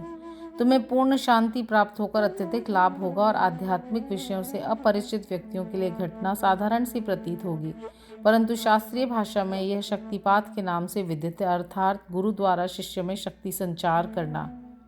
बाबा के वे शब्द कितने शक्तिशाली और प्रभावकारी थे जो एक क्षण में ही हृदय कमल में प्रवेश कर वह अंकुरित हो उठे। यह घटना गुरु शिष्य संबंध के आदर्श की द्योतक है। गुरु शिष्य दोनों को एक दूसरे को अभिन्न जानकर प्रेम और सेवा करनी चाहिए, क्योंकि उन दोनों में कोई भेद नहीं है। वे दोनों अभिन्न और एक ही हैं, जो कभी पृथक नहीं हो सकते। शिष्य गुरुदेव के चरणों पर मस्तक रख रहा है, यह तो केवल बाह्य दृश्य मात्र है। आंतरिक दृष्टि से तो दोनों अभिन्न और एक ही हैं, तथा जो उनमें भेद समझता है वह अभी अपरिपक्व और अपूर्ण ही है। श्री सद्गुरु साईनाथार्पणमस्तु। शुभम भवतु। ओम साई राम। ओम श्री साईनाथाय नमः। ओम साई राम। श्री साई सचरित्र अध्याय 28। चिड़ियों का शिरडी को खिंचा जाना। लक्ष्मीचंद, बुरहानपुर की महिलाएं, मेघा का निर्वाण। प्राकथन। श्री साईं अनंत हैं। वे एक चींटी से लेकर ब्रह्मांड पर्यंत सर्वभूतों में व्याप्त हैं। वेद और आत्मविज्ञान में पूर्ण पारंगत होने के कारण वे सद्गुरु कहलाने के सर्वथा योग्य हैं। चाहे कोई कितना ही विद्वान क्यों न हो, परंतु यदि वह अपने शिष्य की जागृति कर उसे आत्मस्वरूप का दर्शन न करा सके तो उसे सद्गुरु के नाम से कदापि संबोधित नहीं किया जा सकता। साधारणतः पिता केवल इस नश्वर शरीर का ही जन्मदाता है, परंतु सद्गुरु तो जन्म और मृत्यु दोनों से ही मुक्ति करा देने वाला है, अतः वे अन्य लोगों से अधिक दयावंत है। श्री साईं बाबा हमेशा कहा करते थे कि मेरा भक्त चाहे 1000 कोस की दूरी पर ही क्यों न हो, वह शिरडी को ऐसे खिंचा चला आता है जैसे धागे से बंधी हुई चिड़िया खिंचकर स्वयं ही आ जाती है। इस अध्याय में ऐसी ही 3 चिड़ियों का वर्णन है। लाला लक्ष्मीचंद। ये महानुभाव बंबई के श्री वेंकटेश्वर प्रेस में नौकरी करते थे। वहाँ से नौकरी छोड़कर वे रेलवे विभाग में आए और फिर वे Messrs Ralli brothers and company में मुंशी का कार्य करने लगे। उनका सन 1910 में श्री साईं बाबा से संपर्क हुआ। बड़े दिन क्रिसमस से लगभग 1 या 2 मास पहले सांता क्रूज में उन्होंने स्वप्न में एक दाढ़ी वाले वृद्ध को देखा जो चारों ओर से भक्तों से घिरा हुआ था। कुछ दिनों के पश्चात वे अपने मित्र श्री दत्तात्रेय मंजूनाथ बिजूर के यहाँ दासगणों का कीर्तन सुनने गए। दासगणों का यह नियम था कि वे कीर्तन करने समय सम्मुख श्री साईं बाबा का चित्र रख लिया करते थे।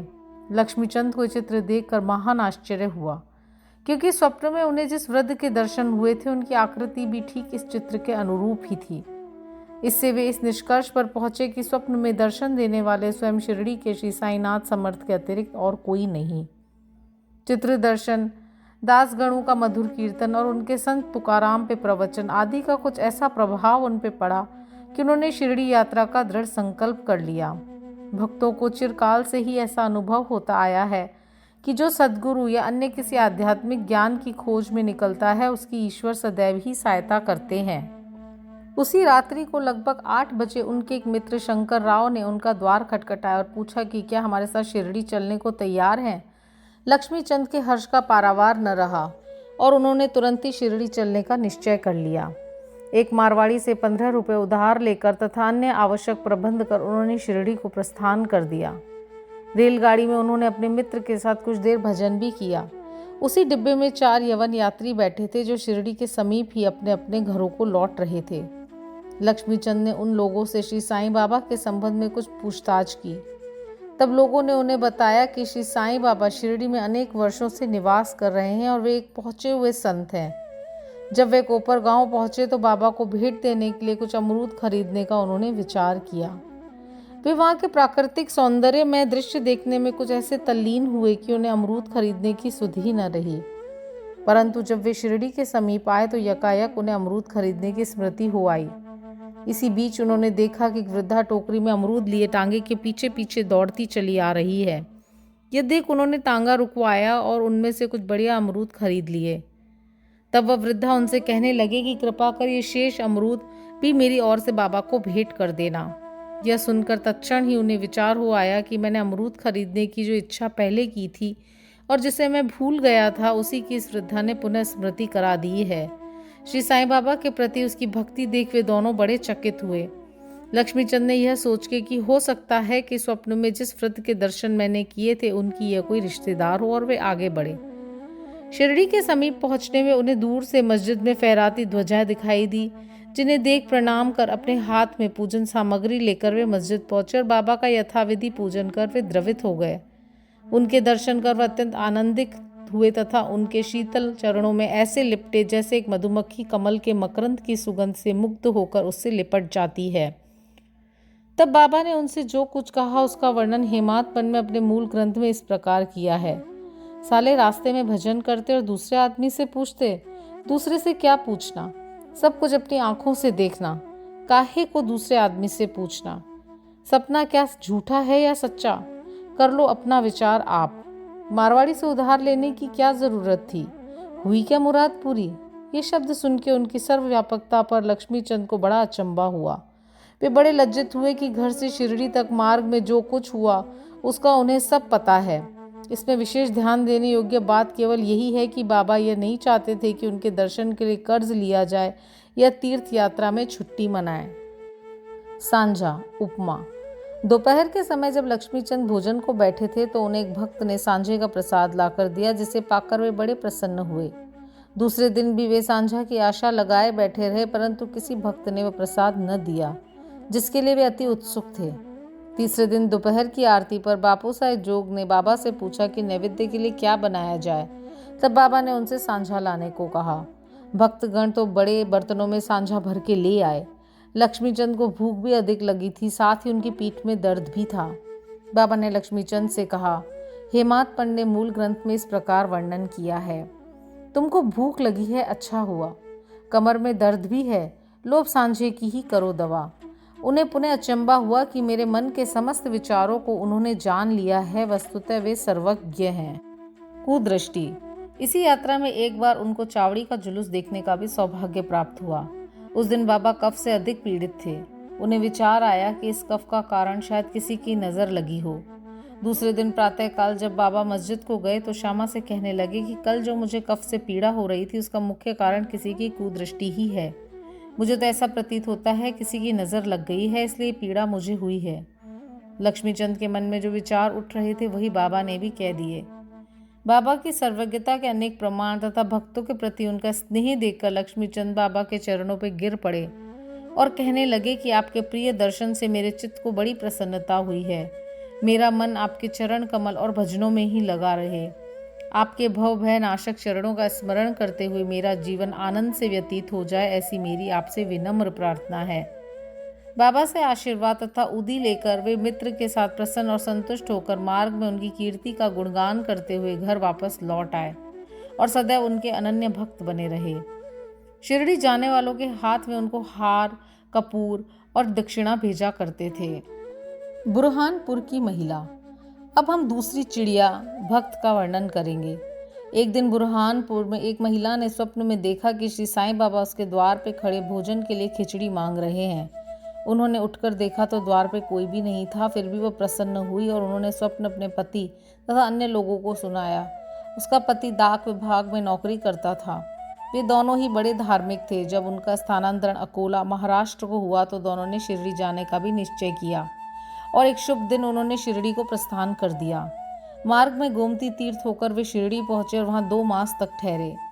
प्रतिदिन वे मस्जिद जाते और बाबा का पूजन कर आनंद से अपना समय व्यतीत करते थे। यद्यपि दंपति खिचड़ी का नैवेद्य भेंट करने को ही आए थे, परंतु किसी कारणवश उन्हें 14 दिनों तक ऐसा संयोग प्राप्त न हो सका। उसकी स्त्री इस कार्य में अब अधिक विलंब न करना चाहती थी, इसलिए जब 15वें दिन वे दोपहर के समय खिचड़ी लेकर मस्जिद पहुंची तो उन्होंने देखा कि बाबा अन्य लोगों के साथ भोजन करने बैठ चुके हैं। पर्दा गिर चुका था, जिसके पश्चात किसी का साहस न था कि वह भीतर प्रवेश कर सके, परंतु वो एक क्षण भी प्रतीक्षा न कर सके। हाथ से पर्दा हटाकर भीतर चली गई। बड़े आश्चर्य की बात थी कि उसने देखा कि बाबा की इच्छा उस दिन सबसे पहले खिचड़ी खाने की ही थी, जिसकी उन्हें आवश्यकता भी थी। जब वह थाली लेकर भीतर आई तो बाबा को बड़ा हर्ष हुआ और उसी में से खिचड़ी के ग्रास लेकर खाने लगे। बाबा की ऐसी उत्सुकता देख प्रत्येक को बड़ा आश्चर्य हुआ और जिन्होंने ये खिचड़ी की वार्ता सुनी उन्हें भक्तों के प्रति बाबा का असाधारण स्नेह देख बड़ी प्रसन्नता हुई। मेघा का निर्वाण। अब तृतीय पक्षी की चर्चा सुनिए। बीरम गांव, खेड़ा जिला, गुजरात का रहने वाला मेघा अत्यंत सीधा और अनपढ़ व्यक्ति था। वह राव बहादुर हरिविनायक साठे के रसोई का काम किया करता था। वह शिवजी का परम भक्त था और सदैव पंचाक्षरी मंत्र नमः शिवाय का जाप किया करता था। संध्या उपासना आदि का उसे कुछ भी ज्ञान नहीं था, यहाँ तक कि वह संध्या के मूल गायत्री मंत्र को भी नहीं जानता था। राव बहादुर साठे का उस पर अत्यंत स्नेह था, इसलिए उन्होंने उसे संध्या की विधि तथा गायत्री मंत्र की शिक्षा दी। साठे साहब ने श्री साईं बाबा को शिवजी का साक्षात अवतार बतलाकर उसे शिरडी भेजने का निश्चय किया, किंतु साठे साहब से पूछने पर उन्होंने बताया कि श्री साईं बाबा तो यवन है। इसलिए मेघा ने सोचा कि शिरडी में यवन को प्रणाम करना पड़े, ये अच्छी बात नहीं है। भोला भाला आदमी तो वह था ही, इसलिए उसके मन में असमंजस पैदा हो गया। तब उसने अपने स्वामी से प्रार्थना की कि कृपा कर मुझे वहां न भेजें, परंतु साठे साहब कहाँ मानने वाले थे। उनके सामने मेघा की एक न चली। उन्होंने उसे किसी प्रकार शिरडी भेज दिया तथा उसके द्वारा अपने ससुर गणेश दामोदर उपनाम दादा केलकर को शिरडी में ही रहते थे एक पत्र भेजा कि मेघा का परिचय बाबा से करा देना। शिरडी पहुंचने पर जब मस्जिद में घुसा तो बाबा अत्यंत क्रोधित हो गए और उसे उन्होंने मस्जिद में आने को मना कर दिया। वे गर्जन कर कहने लगे कि इसे बाहर निकाल दो। फिर मेघा की ओर देखकर कहने लगे कि तुम तो एक उच्च कुलीन ब्राह्मण हो और मैं निम्न जाति का एक यवन, तुम्हारी जाति भ्रष्ट हो जाएगी, इसलिए यहाँ से निकल जाओ। यह शब्द सुनकर मेघा कांप उठा। उसे बड़ा विस्मय हुआ कि जो कुछ उसके मन में विचार उठ रहे थे उसे बाबा ने कैसे जान लिया। किसी प्रकार वह कुछ दिन वहां ठहरा और अपनी इच्छा अनुसार सेवा भी करता रहा, परंतु उसकी इच्छा तृप्त न हुई। फिर वह घर लौट आया और वहां से त्र्यंबक नासिक जिले को चला गया। वर्ष भर के पश्चात पुनः शिरडी आया और इस बार दादा केलकर के कहने से उसे मस्जिद में रहने का अवसर प्राप्त हो गया। साईं बाबा मौखिक उपदेश द्वारा मेघा की उन्नति करने के बदले उसका आंतरिक सुधार कर रहे थे। उसकी स्थिति में पर्याप्त परिवर्तन होकर यथेष्ट प्रगति हो चुकी थी और अब तो वह श्री साईं बाबा को शिवजी का साक्षात अवतार समझने लगा था। शिव पूजन में बिल्व पत्रों की आवश्यकता होती है, इसलिए अपने शिवजी बाबा का पूजन करने हेतु बिल्व पत्रों की खोज में वह मीलों दूर निकल जाया करता था। प्रतिदिन उसने ऐसा नियम बना लिया था कि गांव में जितने भी देवालय थे प्रथम वहां जाकर वह उनका पूजन करता और उसके पश्चात ही चरणामृत पान करता था। एक बार ऐसा हुआ कि खंडोबा के मंदिर का द्वार बंद था, इस कारण वह बिना पूजन किए ही वहां से लौट आया और जब वह मस्जिद में आया तो बाबा ने उसकी सेवा स्वीकार न की और उसे वह पुनः वहां जाकर पूजन कर आने को कहा और उसे बतलाया कि मंदिर के द्वार खुल गए हैं। मेघा ने जाकर देखा कि सचमुच मंदिर के द्वार खुले थे। जब उसने लौटकर यथाविधि पूजा की तब कहीं बाबा ने उसे अपना पूजन करने की अनुमति दी। गंगा स्नान।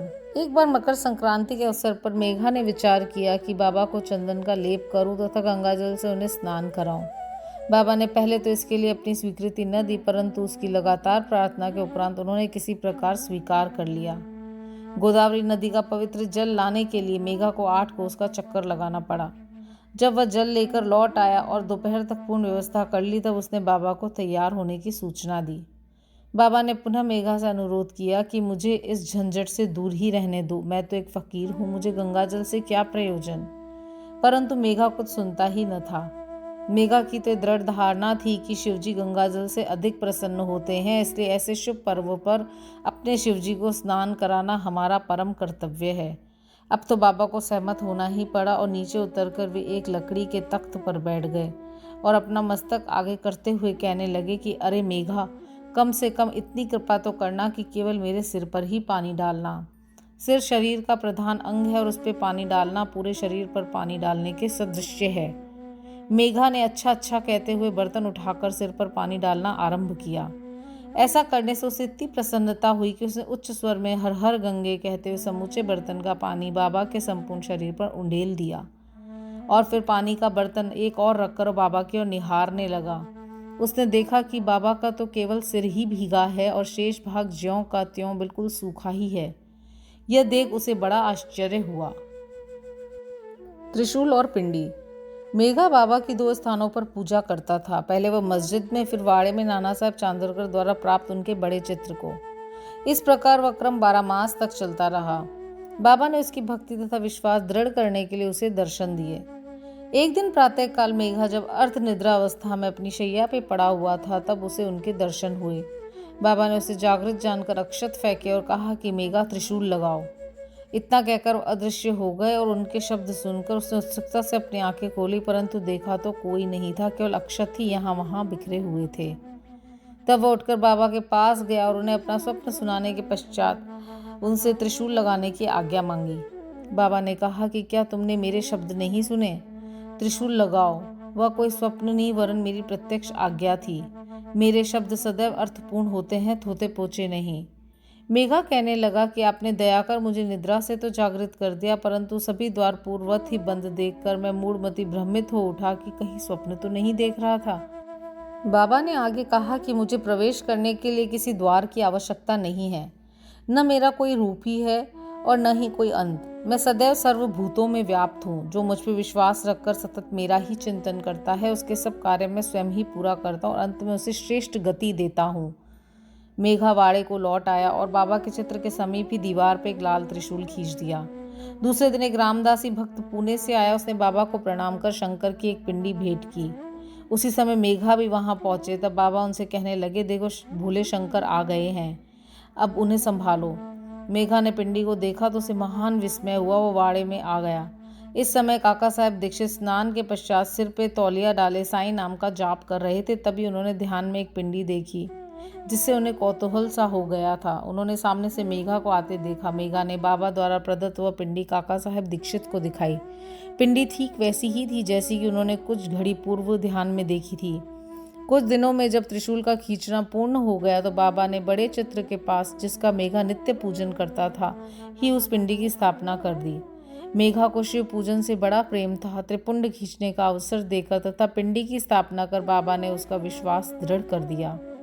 इस प्रकार कई वर्षों तक लगातार दोपहर और संध्या को नियमित आरती तथा पूजन कर सन 1912 में मेघा परलोकवासी हो गया। बाबा ने उसके मृत शरीर पर अपना हाथ फेरते हुए कहा कि यह मेरा सच्चा भक्त था। फिर बाबा ने अपने ही खर्च से उसका मृत्यु भोज ब्राह्मणों को दिए जाने की आज्ञा दी, जिसका पालन काका साहेब दीक्षित ने किया। श्री सद्गुरु साईनाथार्पणमस्तु। शुभम भवतु। ओम साई राम। सप्ताह पारायण, चतुर्थ विश्राम।